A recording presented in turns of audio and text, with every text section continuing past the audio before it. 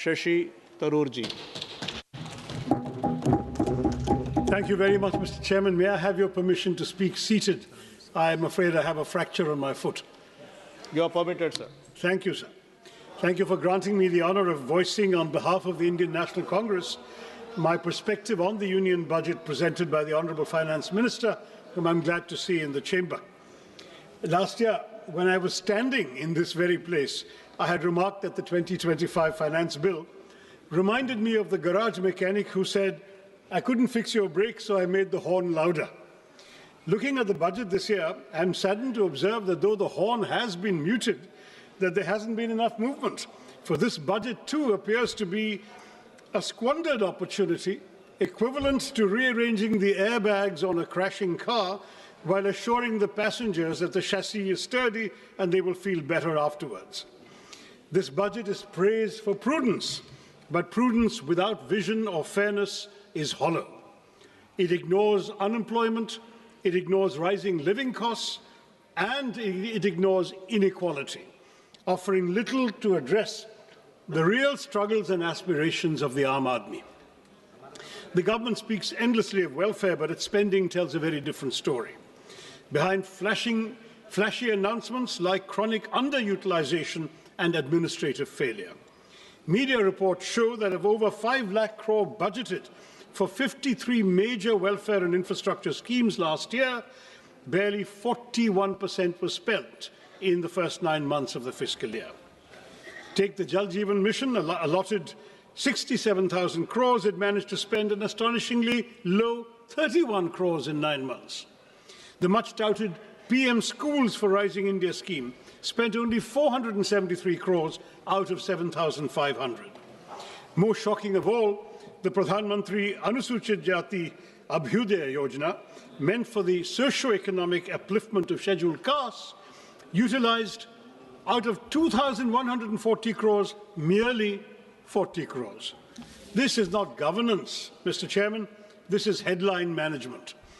Where promises are loud, like that horn, budgets are grand, but delivery is conspicuously absent.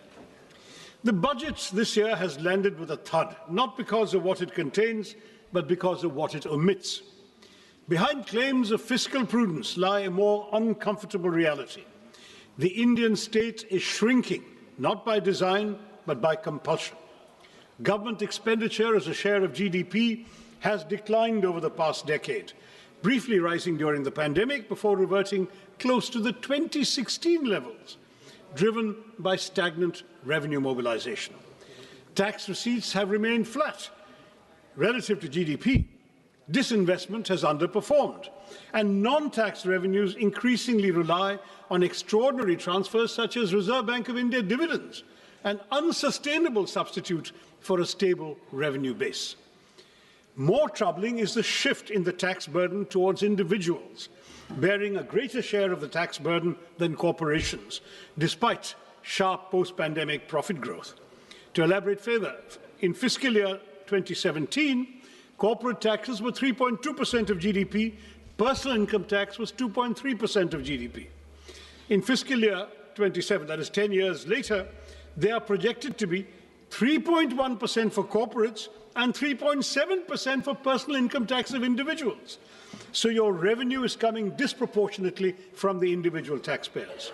Fiscal consolidation since COVID has been achieved largely through expenditure compression, presenting necessity as virtue and compulsion as choice.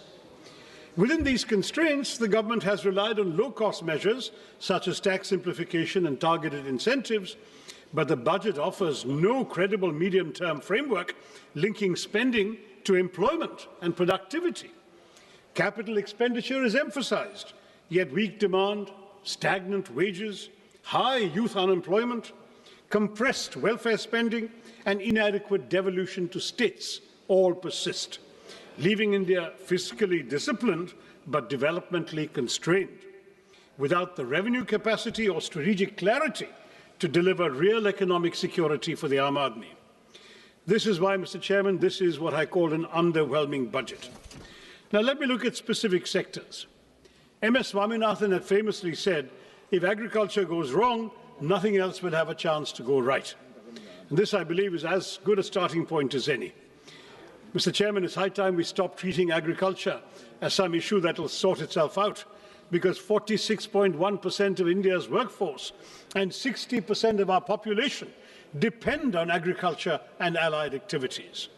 Despite agriculture contributing 16 to 17% of GDP, it receives only 3% of this union budget, 1.62 lakh crore, which is a 5.1% cut from last year's 1.71 lakh crore. Now, this underinvestment is all the more alarming, Mr. Chairman, given the existential threats facing Indian agriculture today. This sector, vital as it is increasingly threatened by climate change and misaligned farming practices. Nearly two-thirds of the country are prone to drought, and the toll of weather-related disasters has been severe. Yet the Fiscal Bima Yojana, meant to protect farmers, has failed. Flawed assessments and opaque settlements have reduced compensation to token amounts, 1 rupee, 3 rupees, 21 rupees, as your minister himself has acknowledged, turning protection into systemic injustice. Matters are worsened by cuts that leave the scheme at its lowest budget allocation in 8 years, fueling fears that new initiatives will repeat a familiar cycle of announcement without commitment, as seen last year when Gradley announced missions on cotton technology, pulses, vegetables, fruits, and hybrid seeds, all quietly faded with zero funding in the revised estimates.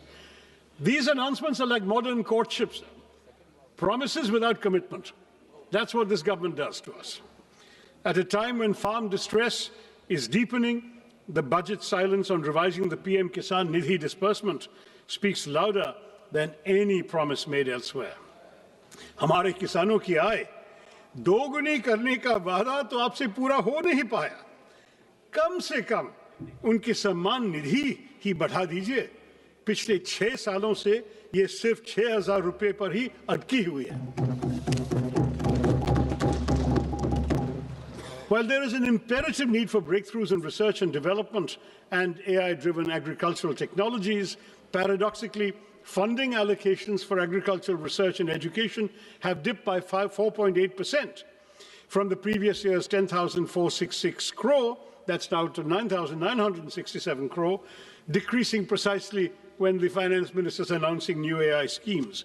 And frankly, Madam, touting a new AI app when the majority of our farmers can't afford fertilizers, harvesters, or tractors seems rather detached from reality, except of the virtual kind.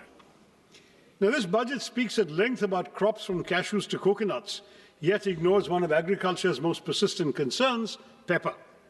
Once hailed as black gold, the sector is now in distress in my state. In Kerala, which is one of the country's leading producers of pepper, output has fallen from 40,000 plus tons to 30,000 tons and is projected to decline by a further 28.7% in the foreseeable future. The uncomfortable truth, Mr. Chairman, is that our spice market faces such deep challenges today that if history repeated itself, the British might not even bother looting us for it. Next to unemployment. This House has had this conversation far too many times. We recite the same statistics, express the same concerns, and then move on, while unemployment quietly worsens. The data at the end of 2025 makes one thing unmistakably clear. Rural unemployment has stagnated at 3.9%, while urban unemployment continues to rise, ending at 6.7% in December. The crisis is now starting to concentrate where aspirations and frustrations are colliding in our cities. And yet even the centre's flagship responses have failed to rise to the moment. Under the Pradhan Mantri Kaushal Vikas Yojana, barely 41% of certified candidates secured placements. More than half of those jobs were concentrated in just 5 sectors. And of the 1,380 crores released, 278 crores remained unutilized. The Prime Minister Internship Scheme tells a similar story. Allocation, 10,831 crores. Ministry spends 526 crores in the first 9 months. This pattern is recurrent, sir. In fiscal year 25, allocations were cut after large unspent balances, with actual spending at just 680 crores. So much for creating employment when we can't even spend the money allocated for the job of creating employment. And what of gig workers, the backbone of our new economy? There is no mention of them in the budget. Their welfare has been deprioritized at a time when unrest grows over the absence of clearly defined benefits, time-bound claims and appeals mechanisms, and mandatory disclosure of work hours, earnings and deductions. This silence further weakens the gig workers' access to social security in practice. Any discourse about the workers of our country stands incomplete without a discussion about Manrega, now replaced by the ambitious VB-G Act. It increased guaranteed work days from 100 to 125, introduced weekly wage payments, but at the same time it hollowed out the legal employment guarantee. While Manrega was demand-driven, fully centrally funded for unskilled wages, and rooted in decentralized planning, the new Act caps central funding through state-wise normative allocations, shifts 40% of the costs, the wage costs, to most states, and allows the scheme to be paused for up to 60 days during the peak agricultural seasons, shrinking the real window of guaranteed work. Once a state's allocation is exhausted, workers' statutory right to employment effectively ends. This converts an open-ended rights-based program into a budget-restricted, centrally rationed scheme where fiscal ceilings override legal entitlements. The VB-G scheme received a massive allocation of 95,000 crores in this budget, yet it has a major overlooked flaw that also needs to be addressed as soon as possible, Madam Minister. It attempts inclusion, but perhaps unintentionally drives technological exclusion. Manrega trusted the panchayats and gram sabhas to plan work based on local needs and community strengths. But the G Act mandates dashboards with GIS tools, PM Gati Shakti layers, central digital stacks. Local priorities are filtered through a Viksit Bharat National Rural Infrastructure Stack, making biometrics, geotagging, dashboards and AI audits statutory requirements. Thus, for millions of tech workers, for rural workers, one tech failure will mean exclusion without appeal and work without skill considerations.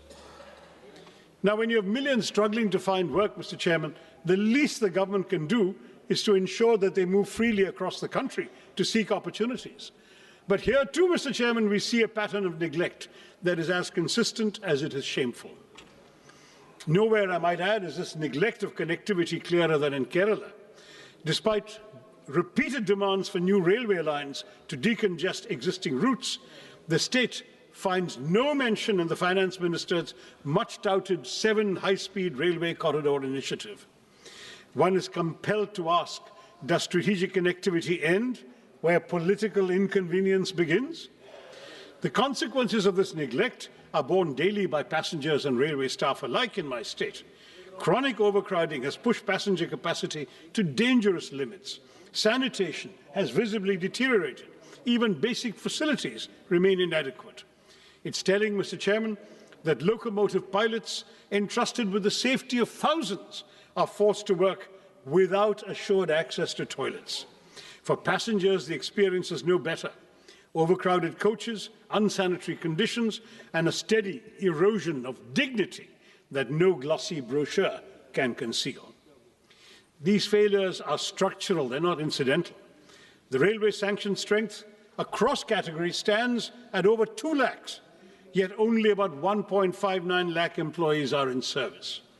This staffing deficit compromises safety, delays operations, and stretches frontline workers beyond reasonable limits. A railway system cannot run on announcements alone. Continued underinvestment in capacity, personnel, and basic human conditions risks turning the nation's lifeline into a symbol of administrative exhaustion. And it's not just railways, Mr. Chairman. We hear of national corridors and maritime ambitions, but Vizhinjam Port, India's gateway to global trade, our only port that can host the world's largest container ships, is treated as a local afterthought, with no central support announced for the road and rail connectivity that is hampering its potential as a world-class transshipment port. Similarly, while 20 new national waterways are to be operationalised, it remains unclear how many, if any, will benefit Kerala. Ship repair ecosystems are promised in Patna and Varanasi, but not in a state with 44 rivers and a rich inland waterway network. Our coastal communities, Mr. Chairman, face the deadly peril of sea erosion that has already leached so much of our territory into the sea. But there is no money for the sea walls and groins so essential for coastal protection. I have been raising this repeatedly in the House over the last 15 years. The centre tells me it's a state's problem. The state says it has no money. So we continue losing our territory, our seafront, to the marauding ocean. The lives and livelihoods of our fisherfolk, mostly living below the poverty line, are apparently of no concern to our budget makers either. And if maritime connectivity disappoints, Mr. Chairman, should we rely on the air? The regional connectivity scheme, which promised to give wings to the armed Nagrik to lift aspirations off the ground, make the skies accessible to all, yet today, many of those promises lie grounded. Nearly a decade on, at least 11 airports launched under UDAN have seen flights taper off or disappear altogether. Runways without aircraft, terminals without passengers, skies conspicuously empty. Last year, we were promised a modified UDAN with 120 new destinations and 4 crore passengers. But in this budget, Mr. Chairman, UDAN does not even earn a mention. Not just that, but for fiscal year 24-25, a total of 81 airports owned and operated by the Airports Authority have incurred financial losses. Duopolies have led to declining service quality, with the Indigo fiasco exposing the vulnerabilities of our airline industry. When aviation policies cannot stay airborne beyond announcements, one must ask whether this government is still committed to democratizing the skies, as it claims, or rather, as the minister claimed last year. Mr. Chairman, if connectivity cannot move people physically, one would hope education might lift them socially and economically. But here too, we see a betrayal of promises. India speaks of global excellence while presiding over domestic neglect. The national education policy promised 6% of GDP for education. Years later, spending remains at barely 4%, with the union government contributing only 0.4% and leaving states to shoulder an unsustainable burden. The consequences are visible and damaging. Over 1.5 lakh schools lack electricity, thousands lack toilets, ramps, or basic facilities for children with disabilities, and the foundations of learning continue to crumble even as we advertise world-class universities. This neglect hits the most vulnerable the hardest. For scheduled castes, enrollment falls from 99% at the preparatory stage to 70% at the secondary level. For scheduled tribes, from 99% to just 67%. These numbers reveal a system where poverty pushes students out of classrooms and into premature work. We are told artificial intelligence will shape our future, yet only 52% of government schools have functional computers, just 58% have internet access. Where is artificial intelligence going to come to these schools? Technology without access is not transformation, Madam Minister. It is exclusion by design. Continued underfunding paired with grand promises will not uplift our children. It will mortgage India's future at a discount. Mr. Chairman, if education is one pillar of development the government should care about, health is surely the other. Budgets may speak in numbers, but nations are built in flesh and blood.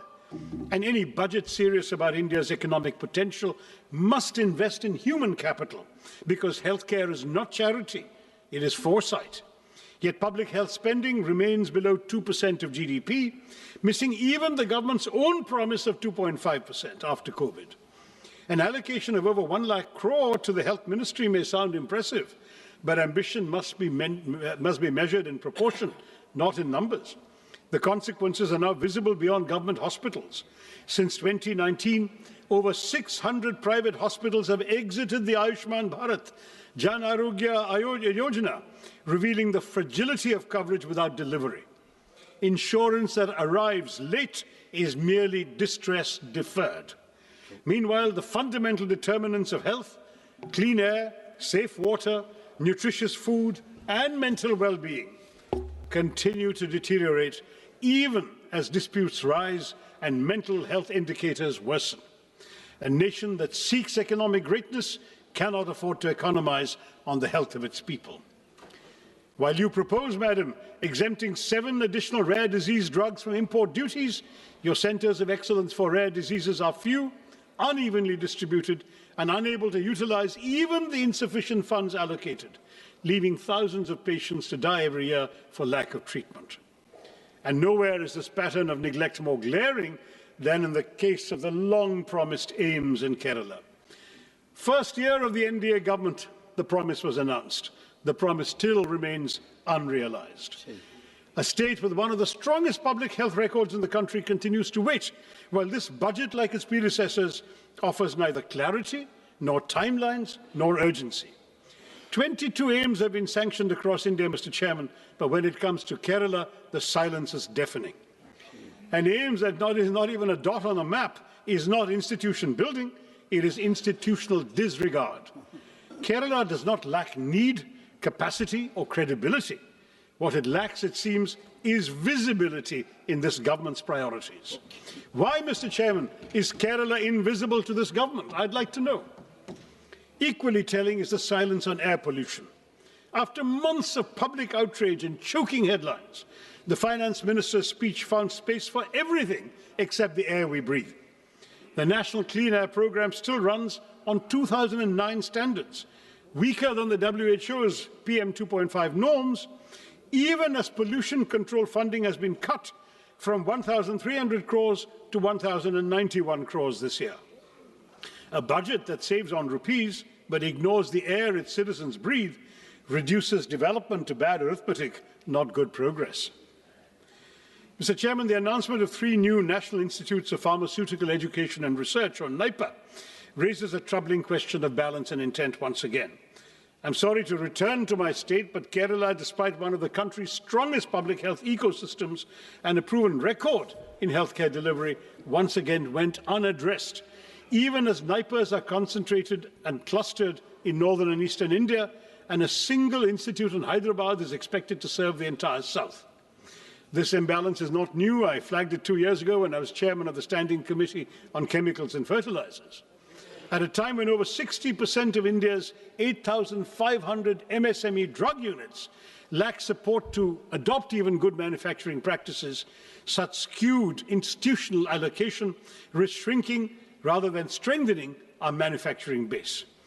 It also does little to reduce our dependence on China for nearly 2/3 of key active pharmaceutical ingredients, or to correct India's anemic R&D investment of just 0.64% of GDP, with even large pharma firms spending under 1% of net sales on their research. The result is predictable: limited innovation, continued reliance on low-cost biosimilars, and life-saving biologics priced far beyond the reach of most Indians, where public health spending remains so much below the GDP target of 2.5%. Without correcting regional imbalance and backing institutions with serious R&D support, this NIPA initiative risks sounding visionary while delivering exclusion. Now, all of these shortcomings in the sectors I've surveyed, in infrastructure, education, healthcare, might have been bearable if at least the economic burden were distributed equitably. But as per the UNDP Inequality Adjusted Human Development Index, India ranks the lowest of all BRICS countries at 130. The silent shock absorbers of this economy are the middle class. They are now cracking under the strain. The symbols of success we see today, smartphones, cars, lifestyle assets, are only sustained by EMIs, Mr. Chairman, for the middle class, leaving the Aam Aadmi little room for health insurance, for savings, or medical emergencies. Credit cards are once a luxury or a convenience. They've now become a lifeline. Defaults rose 28% last year to 6,742 crore rupees, not because Indian households are reckless, but because they're running out of room to breathe. With 2.9 lakh crore rupees in outstanding dues and 10.5 crore cards in circulation, borrowing has become the price of staying afloat. Even as households struggle, the tax burden has quietly shifted onto them. Personal income tax now contributes over half of all direct taxes, while the corporate share declines, as I mentioned earlier. And while last year's budget at least acknowledged middle-class housing stress through the Swami Fund, this budget offers only silence. Inflation may look subdued on paper, but for citizens, the cost of living has merely been shifted. When the state fails to provide clean air, safe water, and uncontaminated food, households are forced to buy privately what should be public goods: air purifiers, water filters, basic safeguards. This burden is unequal, Mr. Chairman. The privileged can protect themselves, while the poor remain exposed. A nation cannot grow by exhausting the very people who sustain it. The Aam Aadmi, who are financing this government, are being sent deeply troubling signals on taxation.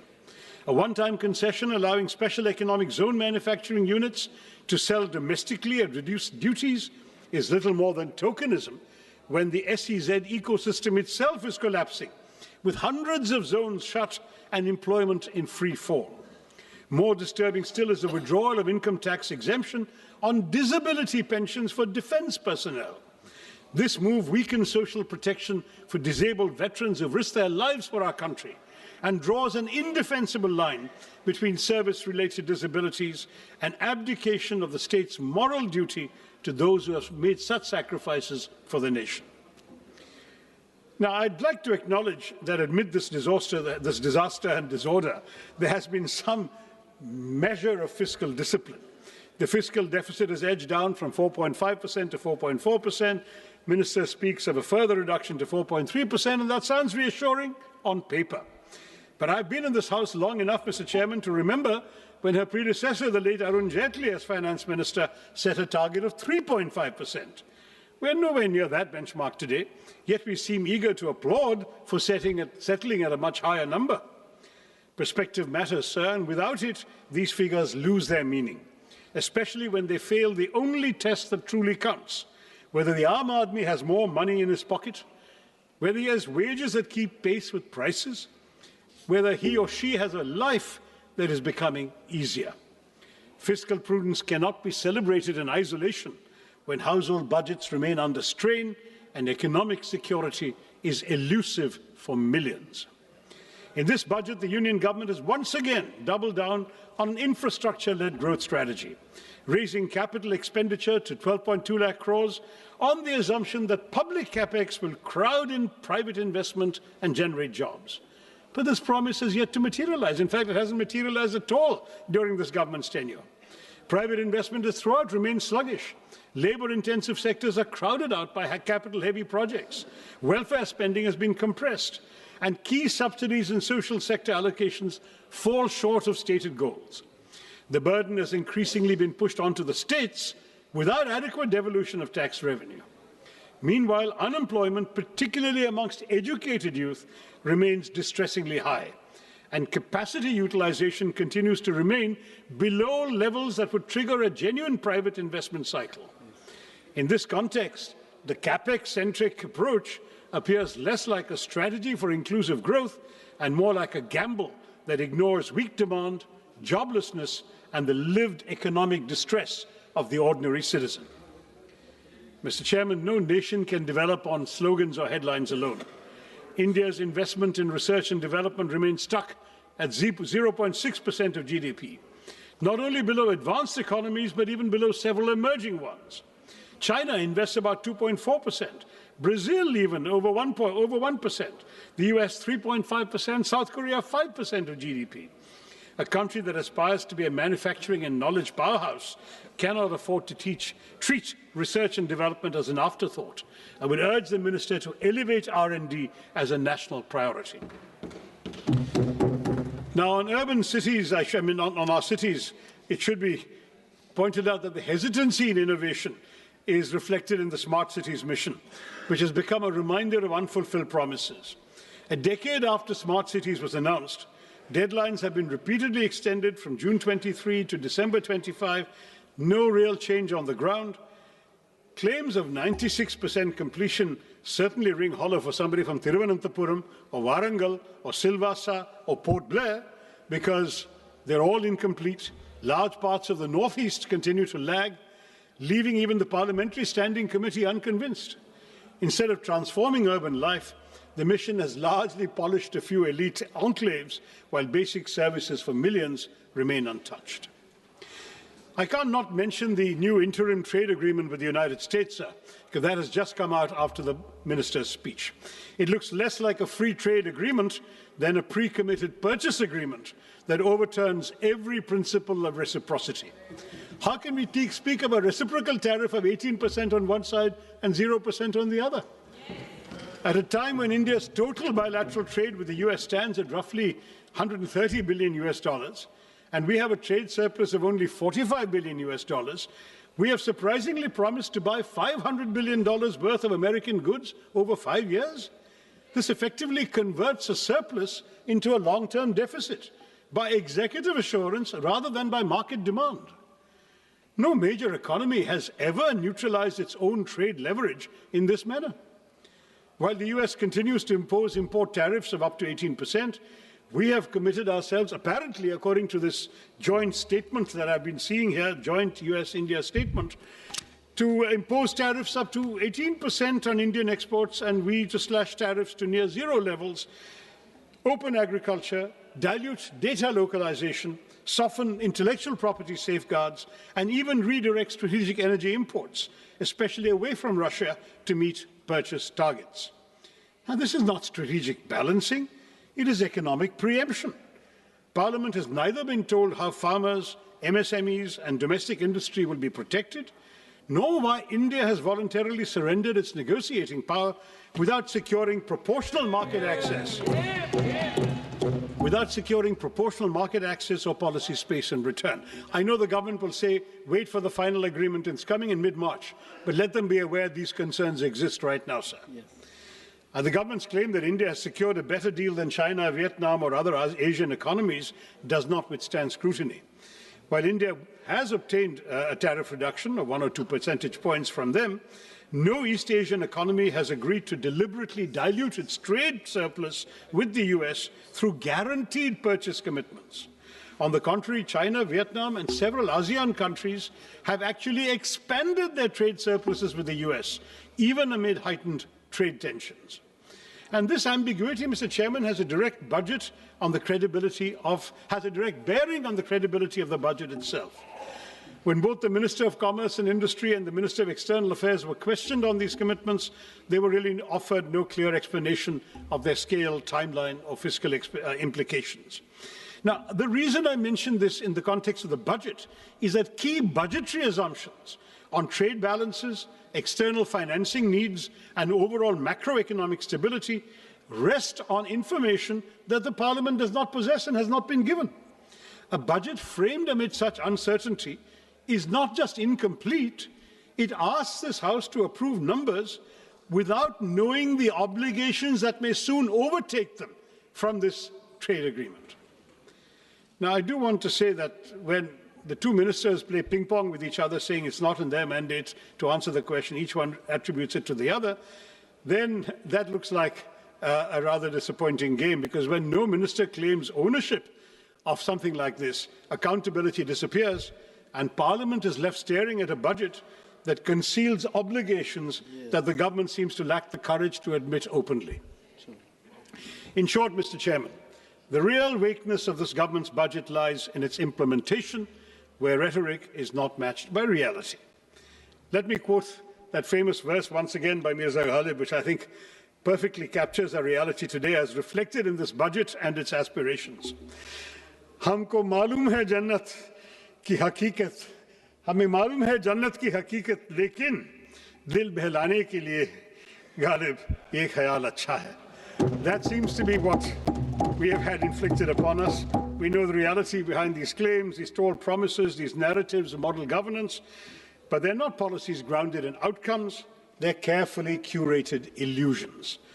Glossy schemes, utopian projections, they might soothe the imagination, dil to behlata hai, but everyday life for the ordinary citizen of India has remained unchanged. Hope is repeatedly sold, but delivery remains perpetually deferred. Viksit Bharat by 2047 is an admirable ambition, safely more than 2 decades away. This budget offers no credible pathway to reach it. Instead of narrowing the gap, it widens it. Unemployment continues to rise. Poverty hardens. Jobs remain scarce. Wages remain stagnant. Small businesses, already gasping for relief, are smothered under layers of compliance, while informal workers, gig workers who sustain our economy with their labour are pushed further into invisibility and insecurity. Government promises railways, yet stations crumble. They speak of flight, yet Udan has flown away. Our pepper, once celebrated as black gold, withers under neglect. Our long coastline stretches endlessly, but is ignored when it comes to protecting it. Education is curtailed precisely when it should be expanded, while the rhetoric of world-class technology and AI grows louder. 1.5 lakh schools still function without electricity, yet Viksit Bharat is spoken of as if the lights are already on. When vision is severed from reality, it ceases to be aspiration and becomes merely an illusion. A truly Viksit Bharat will not be built on slogans, Mr. Chairman, not built on speeches or symbolism, but on delivery that reaches the last citizen of India. Turning promises into outcomes is not a favour, it is not a choice. It is our kartavya, it is your kartavya, may I say to the government. Thank you, Mr. Chairman, and Jai Hind.